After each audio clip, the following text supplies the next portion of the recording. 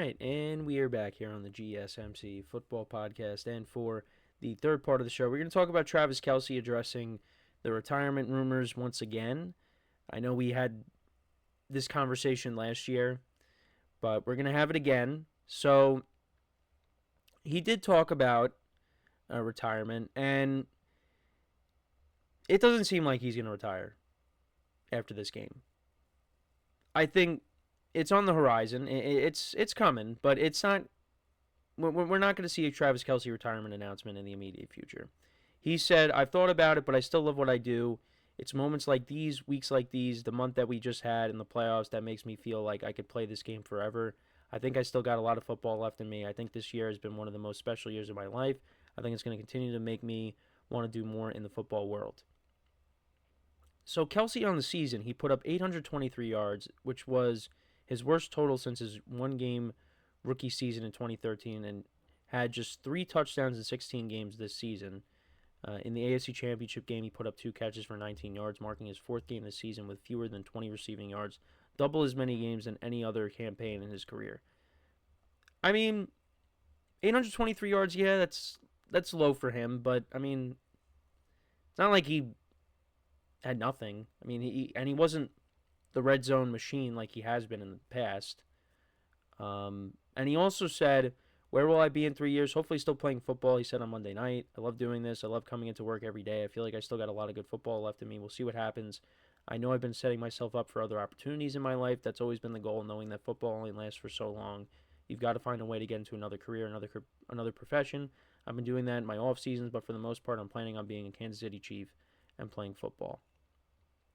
So, yeah, it does not seem like he's ready to walk away just yet. And yeah, I mean, I think he still can play. It's just I don't think the consistency is going to be there like it has in the past.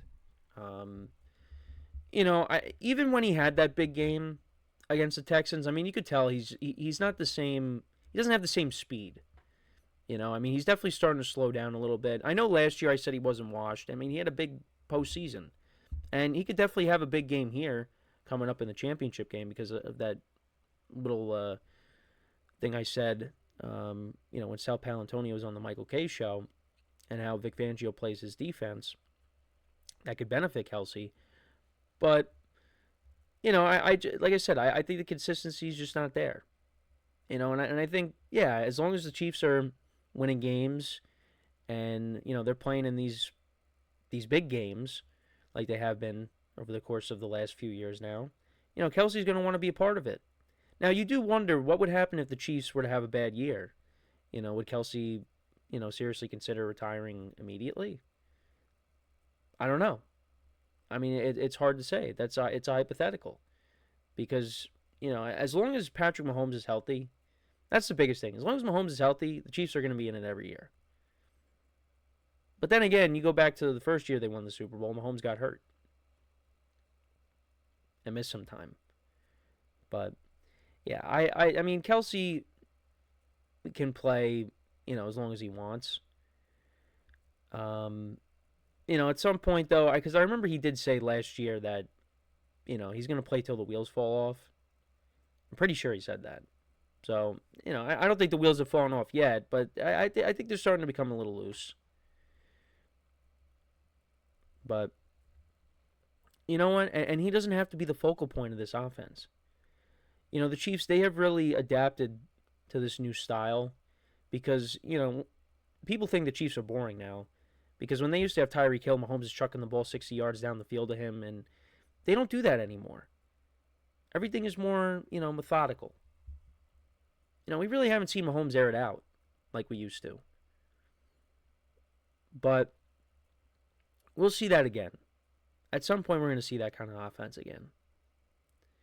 But yeah, I mean, you got Xavier Worthy, who's become a good player for them, rookie wideout, and Marquise Brown, has kind of changed this offense because, now you've kind of slid Worthy over into his more natural position on the field, and that's opened up more opportunities for him in the passing game.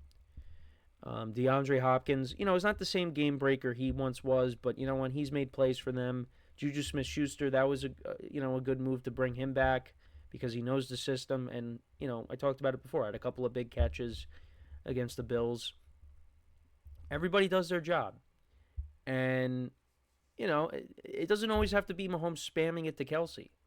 Kelce can help in other areas and in the running game by blocking, in pass protection, blocking as well. He's still an asset. Even if he's not putting up the monster stats that he used to, even though he's not getting into the end zone like he used to, he's still making an impact. We're just not seeing it because we're focusing on, who's throwing, who Mahomes is throwing the ball to and things like that. We're not breaking the game down. We're not watching the all 22 and looking at where Kelce is every single time. If he's not making if he doesn't have a catch on a play. So, and as long as Kelce's okay with that, as long as he's okay with just not getting the ball, and it seems like it doesn't bother him. I think ultimately he wants to win. That Mahomes wants to win. This team wants to win. They care about winning. They don't really. It doesn't seem like it bothers them about my individual stats. They care about W's. Jameis Winston was dishing out W's on media day, which I thought was funny. I think we'll have to talk about him, and his performance at media day because he had some funny moments. Maybe he could be the Giants quarterback next year. I know that was talked about. Hey, look, if Jameis Winston was the quarterback for the Giants, I would be invested. I would be. Because he could have a game like he did against the Broncos where he throws for 500 yards and, 3 touchdowns, whatever he had. And then, he has a couple of pick sixes. I think he could have had 3. But it would just make things interesting. And just the stale offense that they've had for years now. That would give me a little bit of excitement. Just to have him as a quarterback for 1 year. And, the young guy they decided to draft. I mean, we'll see what they end up doing. But just to have Jameis come in and be the starter, I'd be fine with that. But I do agree, because we talked about this in a production meeting yesterday. Definitely could go into TV, go into broadcasting, because he's entertaining. And that's what, the business needs, is entertainment. So, if you want to bring in Jameis, if a network wants to do that, not a bad idea. But he interacted with Kelce. I think he threw Kelce a W. But yeah, it's going to be sad when Kelce eventually goes, because he is a great player. I mean, I think some people will be okay with him retiring because, him and the Taylor Swift relationship. But, I mean, at this point, who cares?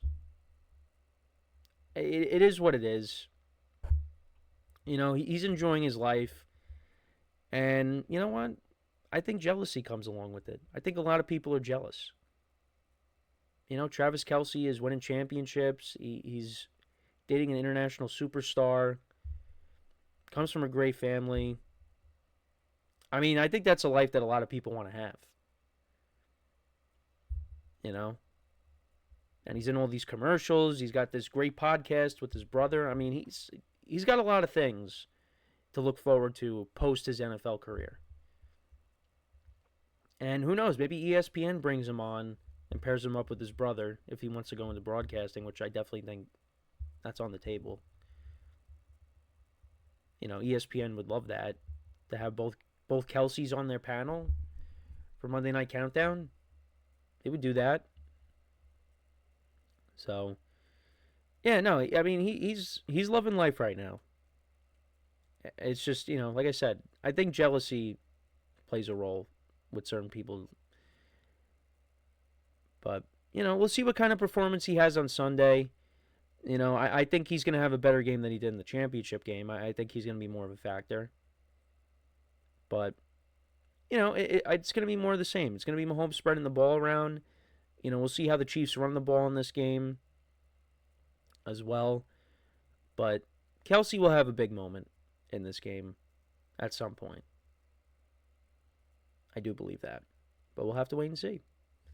But let me know what you guys think about the retirement rumors for Kelce. I mean, it doesn't seem like he's going to retire after this game, regardless of the outcome. But who knows? Who knows? But retirement is coming at some point, and we'll just have to wait and see. But let me know what you guys think in the comments. So when we come back from our next break, we are going to talk about Kirk Cousins.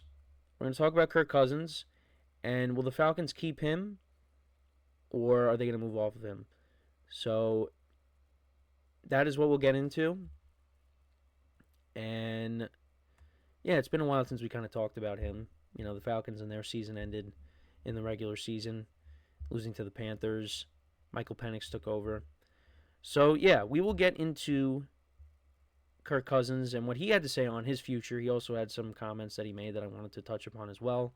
So make sure to stick around, and we'll be right back here on the GSMC Football Podcast.